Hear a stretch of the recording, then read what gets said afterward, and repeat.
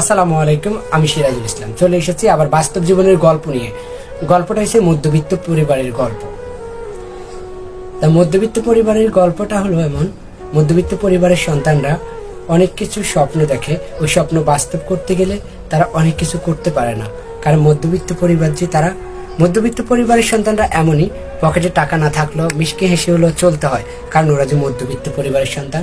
মধ্যবিত্ত পরিবারের সন্তানরা এমনই হয়, তাদের হাতে টাকা না থাকলেও সবার সামনে মনে হয় যে পকেট ভর্তি টাকা নিয়ে হাঁটে।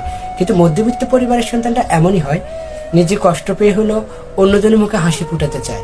ওরাই মধ্যবিত্ত পরিবারের সন্তান। তো মধ্যবিত্ত পরিবারের সন্তানরা যখন বড় কোনো স্বপ্ন দেখে, তারা স্বপ্নের পিছনে ছুটে বেড়ায়, কিন্তু স্বপ্ন বাস্তব করতে হলে তাদের আর্থিক অবস্থার দিকে দুর্বল, তাই তারা মধ্যবিত্ত পরিবারের সন্তান। মধ্যবিত্ত পরিবারের সন্তানরা এমন এমন স্বপ্ন দেখে, তারা বাস্তব করতে পারে না। তাদের স্বপ্ন সবসময় স্বপ্নই থেকে যায়, কারণ তারা যে মধ্যবিত্ত পরিবারের সন্তান। মধ্যবিত্ত পরিবারের সন্তানরা এমনই হয়, তারা সবসময় পেটে ক্ষুধা রেখে হলো অন্যজনের কাছে বলে যে আমি খাওয়া দাওয়া না করলেও বলে খাইছি, কারণ ওরা যে মধ্যবিত্ত পরিবারের সন্তান।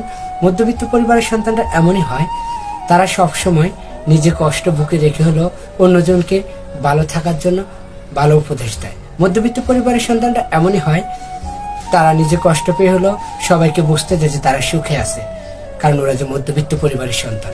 তাই আমি